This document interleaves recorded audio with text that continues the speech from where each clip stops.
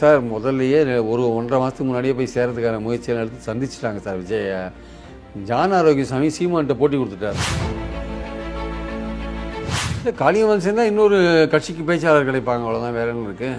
அவர் எங்கேயாவது ஒரு எம்எல்ஏ கான்ஸ்டியூன்சியில் நிற்கிறதுக்கான வாய்ப்பு கிடைக்கும். பல பேர் பல கட்சியிலேருந்து வந்து சேர முயற்சி பண்ணி எல்லாருக்குமே வந்து அங்கே விஜயை சுற்றி இருக்கிறவங்க தடுக்கிறாங்கன்ற ஒரு பேச்சு இருக்குது. நீங்கள் இந்த இப்போ இருக்கிற அரேஞ்ச்மெண்ட்டை ஒற்றுமை கட்சி ஒன்றுபடாமல் இப்போ இருக்கிற அரேஞ்ச்மெண்ட்டோடு நீங்கள் வந்து 26 தேர்தலை சந்திச்சிங்கன்னா முதல்ல வந்து உங்களோட கூட்டணி வந்து உங்களை அண்டர் எஸ்டிமேட் பண்ணுவான்.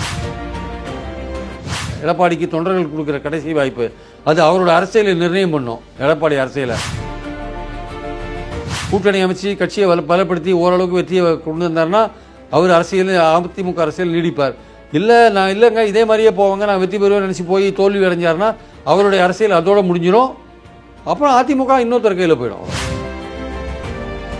2 கோடி உறுப்பினர்கள் 89 லட்சம் பேர் தான் போட்டாங்க. ஏன் போட்டாங்க பார்லிமெண்ட் எலெக்ஷனில்? நீங்கள் சொல்கிறீங்களா 2 கோடி பேர் இருக்காங்கன்றீங்கல்ல.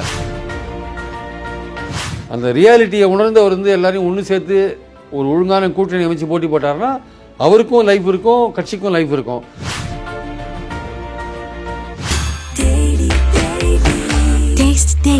Taste the Daily.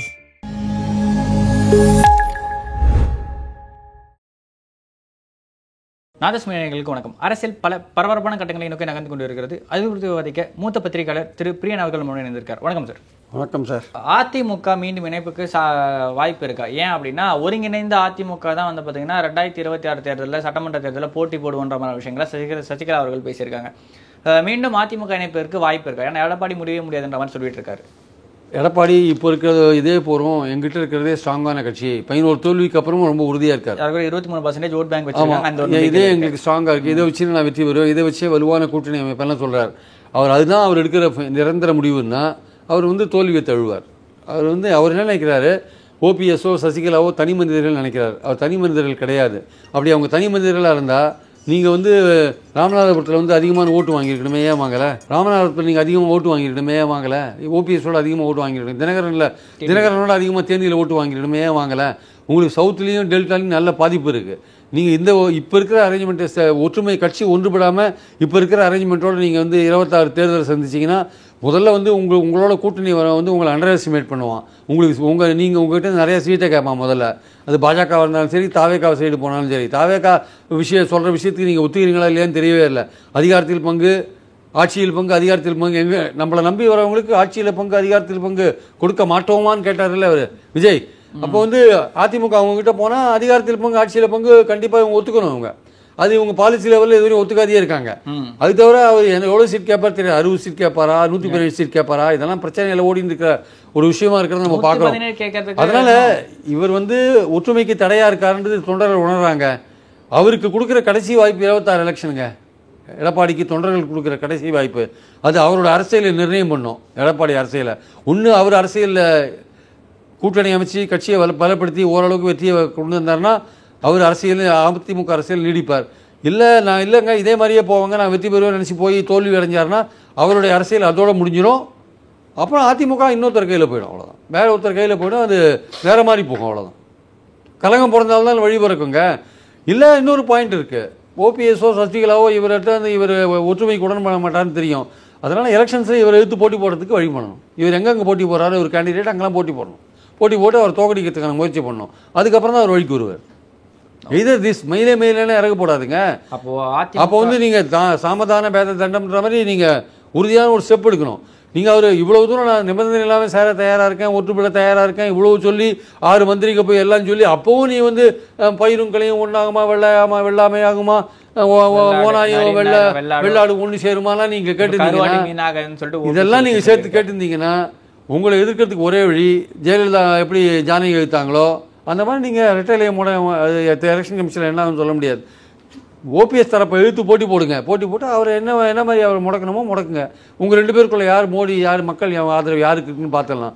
அதுக்கப்புறம் யாருக்கு இருக்கோ அவங்க பின்னாடி எல்லாம் அணிவுங்க. அவ்வளோ இல்லை கட்சியோட பொதுக்குழு செயற்குழு மொத்தமாக கூட்டி ஒரு சின்ன வாக்கெடுப்பு மாதிரி நடத்தி சேர்க்கலாமா வானாவான்னு முடிவு பண்ணியா சேர்த்தா கட்சியாவது வளர்ப்பறதுனால பொதுக்குழு செயற்குழுல தான் அவர் பழனிசாமி பேக்கெட்டில் போட்டு வச்சுருக்காரு எல்லாத்தையும். அவர் நம்ம பாயிண்ட் அது இல்லை. பாயிண்ட் என்னன்னா நீங்கள் தேர்தலில் தோத்தீங்கல்ல, அதை வச்சு தான் நம்ம சொல்கிறோம். நம்ம சவுத்தில் உங்களால் வின் பண்ண முடியல. ஏன் வின் பண்ண முடியல?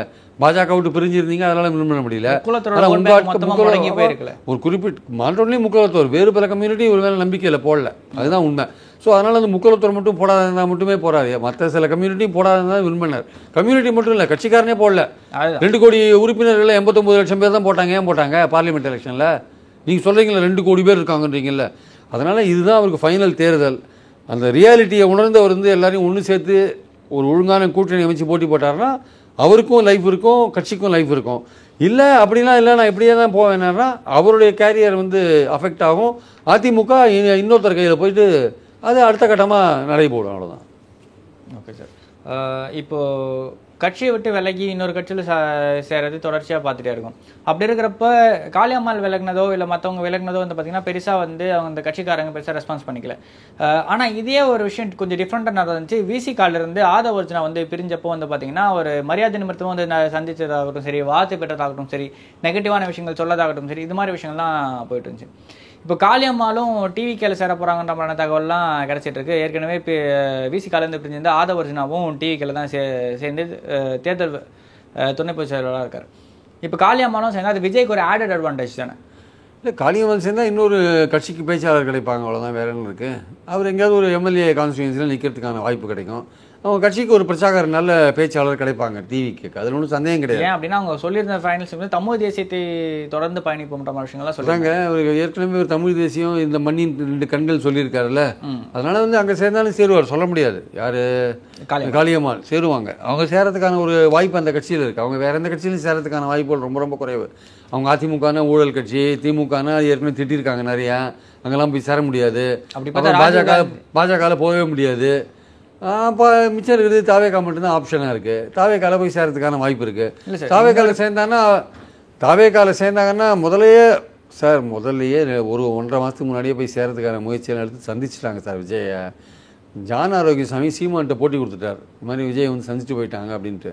அந்த ஜான் ஆரோக்கியசாமி போட்டி கொடுத்தவொன்னே தான் சீமான் வந்து காளியம்மாளுக்கு ஃபோன் பண்ணி அதை நிறுத்தினார். அதை நிறுத்திட்டார். அதுக்கப்புறமும் வந்து அந்த புறக்கணிப்பு தொடர்ந்ததுனால தான் இப்போ ரிசைன் பண்ணியிருக்காங்க. அப்போ நிறுத்திட்டாரே தவிர இப்போ எல்லாம் போயிட்டு வாங்க நல்லா இருங்கன்னு சொல்கிறாருல்ல, அப்போ விஜயை சந்திச்சு ஒரு ஃபோன் பண்ணி நிறுத்திட்டார். ஜான் ஆரோக்கியசாமி தான் போட்டு கொடுத்துட்டார். அதை அங்கேயே வந்து உள்ள மற்றவங்களாம் சேர்றதை தடுக்கிறதுக்கு ஜான் ஆரோக்கியசாமி போன்றவர்கள்லாம் இருக்காங்க. அது விஜய்க்கு தெரியுமா தெரியாதுன்னு நமக்கு தெரியாது. ஏன் அப்படி அந்த ஒரு அது தெரியல. ஜான் ஆரோக்கியசாமிக்கெல்லாம் ஒரு பயம் போடுது, மற்றவங்களாம் வந்து நம்மளோட இம்பார்ட்டன்ஸ் போயிடணுன்ட்டு. பல பேர் பல கட்சியிலேருந்து வந்து சேர முயற்சி பண்ணி எல்லாருக்குமே வந்து அங்கே விஜயை சுற்றி இருக்கிறவங்க தடுக்கிறாங்கன்ற ஒரு பேச்சு இருக்கு. ஏன்னா அதிமுக ஒரு பெரிய குரூப் போதுன்ற மாதிரி விஷயங்கள்லாம் விஜய் சுற்றி இருக்கிறவங்க தடுக்கிறாங்க, அவங்களோட இம்பார்ட்டன்ஸ் போயிடும் தடுக்கிறாங்க அப்படின்ற ஒரு பேச்சு இருக்கு. இப்போ புஷி ஆனந்த் இதை பண்ணாருன்னா சரி ஓகே கட்சிக்காரர் அப்படின்னு சிடிஆரோ இல்லை ஆதவோ சொல்லினோட இவங்கெல்லாம் ஒரு ஸ்ட்ராட்டஜிஸ்ட். இன்னைக்கு இருப்பாங்க நாளைக்கு போவாங்க சார். என்ன பிரச்சனை? அதான் இவங்க இன்னைக்கு இருப்பாங்க நாளைக்கு போவாங்க. இவங்க எதுக்கு இதெல்லாம் தடுக்கிறாங்கன்னு தெரியல. விஜய்கிட்டையும் சரியாக செய்தியை கொண்டு போக மாட்டேங்கிறாங்க, அவருக்கும் வந்து சரியாக செய்தி போக மாட்டேங்குதுன்றாங்க. இதெல்லாம் எந்த அளவுக்கு உண்மை போயின்றது தாவேக்காரங்க நம்மக்கிட்ட சொல்கிறதுல தான் புரிஞ்சுக்கிறோம் நம்ம. ஸோ சில விஷயம் அவருக்கே தெரிய மாட்டேங்குது. தெரியும் போது அவர் வந்து ஏன் இது மாதிரி ஆச்சுன்னு கேட்குறாரு. அவர் தெரியாத பல விஷயங்கள் தெரியாத போது இவங்களை நம்பி சில விஷயங்களை விட்டுருக்காரு. ஆனால் இப்போ வந்து எப்படியும் வந்து காளியம்மாள் வந்து கண்டிப்பாக வந்து தாவேக்கால சேர்றது உறுதி. ஆனால் இப்போ ஜான் ஆரோக்கியசாமி நினைச்சாலும் தடுக்க முடியாது. ஏன்னா அது விஜயோடைய நேரடியான ஒரு கான்டாக்டில் அவங்க இருக்காங்க அப்படின்னு சொல்கிறாங்க. அது உண்மையாக போயே தெரியாது. அதனால் அவருக்கு அந்த வாய்ப்பு இருக்குது. அதனால் இப்போ எல்லாருக்குமே அதிருப்தியாளர்கள் பல பேருக்கு பல கட்சிகளில் தாவேக்கா ஒரு சான்ஸ் ஸ்கோப்பாக இருக்குது அவங்களுக்கு. அதே மாதிரி வாக்காவும் ஒரு சான்ஸ் இருக்குல்ல. தமிழக வாழ்வுரிமை கட்சி வேல்முருகனோட கட்சியில் தான் இவர் ஜெகதீஷ் பாண்டியன். அதுக்கு ஒன்றும் அவ்வளோ பெரிய ஸ்கோப் இருக்கிறாங்க. இல்லை சார், பல இடங்களில் பல பேர் பிரிஞ்சு வந்தவங்க முக்கியமான ஜெகதீஷ் பாண்டியன் போன்றவர்கள்லாம் இப்போ வேல்முருகனோட ஒரு மீட்டிங்கில் அது இந்த தமிழ் தேசியம் போன்ற விஷயங்கள் ஈழ பிரச்சனையில் பிரபாகரனை ஆதரிக்கிறது போன்ற விஷயங்கள் இருக்குல்ல, அதனால் ஒரு வேல்முருகன் மேலே தான் இருக்குமே தவிர ஒட்டுமொத்தமாக ஒரு எதிர்காலத்தில் ஒரு பெரிய கட்சி நம்பிக்கைக்குரிய கட்சி அப்படின்னு வரும்போது விஜயோட கட்சியை பார்ப்பாங்களே தவிர வேல்முருகன் ஒரு சின்ன அளவில் ஒரு கொள்கை பிடிப்போடு நடத்திட்டு இருக்காருன்றது வேற விஷயம். பட் அடிப்படையான விஷயம் ஒருத்த வந்து ஒரு கட்சியில் சேரும்போது அதோட எதிர்காலம் பார்த்து சேரும்பொழுது விஜய் கட்சி பெட்டர்னு நினச்சி தான் சேருவான். ஆக்சுவலாக வந்து வாழ்வுரிமை கழகத்தோட வெற்றி கழகம் பெட்டர்னு தான் நினைப்பான். ஆனால்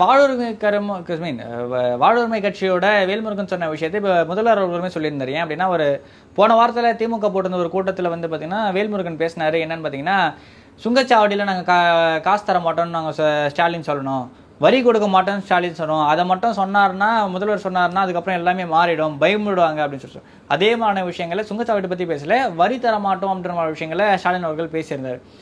சின்ன சின்ன கட்சிக்காரங்க சொல்ற அட்வைஸ்லாம் கூட கேட்டுக்கிறாரா ஸ்டாலின் அப்படின்ற ஒரு விஷயம் நம்ம பார்க்கணும். வரி கொடுக்க மாட்டோம் நாங்கள் ஒரு நொடியில் டிசைட் பண்ண முடியும்னு சொல்கிறதுனா இது ஏற்கனவே நரேந்திர மோடி சொன்ன ஒரு விஷயம் தான். 2008 நரேந்திர மோடி என்ன தெரியுமா சொன்னார், சென்ட்ரல் கவர்மெண்ட் எங்ககிட்ட வரி வாங்குறது நிறுத்துங்க, ஒரு வருஷம் எங்ககிட்டேருந்து வரி வாங்காதீங்க, நீங்கள் எங்ககிட்டேருந்து வரி எடுத்துக்காதீங்க, நாங்களும் வரி கொடுக்க போகிறதில்ல அப்படின்னு 2008 சொன்னார்.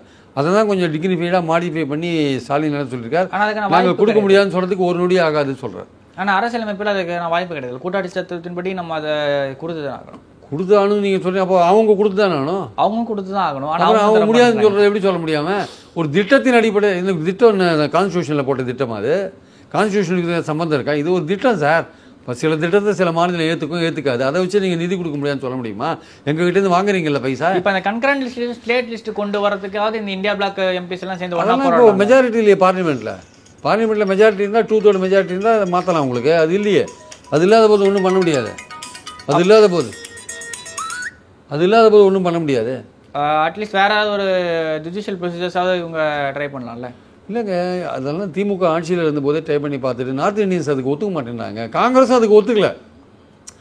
அந்த கன்கரண்ட் லிஸ்ட்டில் கல்கி உயர் எஜுகேஷன் பெரும்பாலும் சென்ட்ரல் கையில் இருக்குது, அதனால கன்கரண்ட் லிஸ்ட்டில் இருக்கிறது பெட்டர்னு அவங்க நினைக்கிறாங்க. உயர் எஜுகேஷன் அவங்ககிட்ட இருக்குது. இப்போ கொஞ்சம் கொஞ்சமாக ஸ்கூல் எஜுகேஷன் உள்ள வர பார்க்குறாங்க. சிபிஎஸ்சிக்குமே வந்து ஸ்கூல் எஜுகேஷன் உள்ள வர பார்க்குறாங்க சார். சிபிஎஸ்சி ஸ்கூலுக்கு ஸ்டேட்டோட பர்மிஷனே வேண்டான்றாங்க. இப்போ ஸ்கூல்லையும் உள்ள வர பார்க்குறாங்க. ஹையர் எஜுகேஷன் அவங்க கையில் இருக்குது. ஐஐடி இருக்குது, ஐஏஎம் இருக்குது, நிறைய உயர் ஐசர் இருக்குது, நிறையா இருக்குது ஆர்கனைசேஷன்ஸு.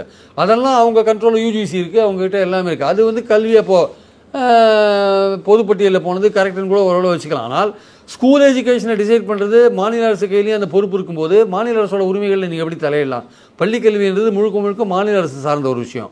அதே மாதிரி மாநிலத்தில் இருக்கிற பல்கலைக்கழகங்கள்லாம் மாநிலத்தில் இருக்கிற சட்டமன்றம் போடக்கூடிய அந்த சட்டத்தின் அடிப்படையில் இயங்குற விதிகள் அடிப்படையில் இயங்குறது. நீங்கள் எப்படி உள்ள தலையிடலாம்? ஆனால் நீங்கள் வந்து வெவ்வேறு வழியில் உள்ள வரீங்க. இப்போ புதிய கல்விக் கொள்கை மூலமாக உள்ள வரீங்க, 3 லாங்குவேஜ் மூலமாக உள்ள வரீங்க, யூஜிசி மூலமாக உள்ள வரீங்க, பலவிதமான சிபிஎஸ்சியை திறக்கலான்றது மூலமாக உள்ள வரீங்க, பலவிதமான ஆக்ஷன் எடுத்து உள்ள வரீங்க. மொத்தத்தில் நம்மளோட கல்வி சிஸ்டத்தில் உள்ள புந்து உங்களுடைய குறிக்கோள் என்னவோ அந்த குறிக்கோளை நிறைவேற்றுறதுக்கு எங்களை வந்து மாற்ற பார்க்குறீங்க நீங்கள். அதுதான் வந்து இப்போது பெரிய விஷயம். அந்த கல்வியை வந்து நீங்கள் பொதுப்பட்டியலேருந்து எடுக்கிறது கஷ்டம். ஆனால் நம்ம ஏரியாவுக்குள்ளே தலையிடாதன்னு சொல்லி தடுத்து நிறுத்துறது இருக்குல்ல, அது வந்து பெரிய ஒரு சவாலான காரியம். அதில் திமுகவோ இல்லை இனிமேல் வரப்போகிற மாநில அரசோ எப்படி செயல்படுறது பொறுத்து இருந்தால் பார்க்கணும். ஓகே சார், இவ்வளோ நேரம் உங்களை பொண்ணா நேரத்துக்கு நன்றி சார். தேங்க்யூ.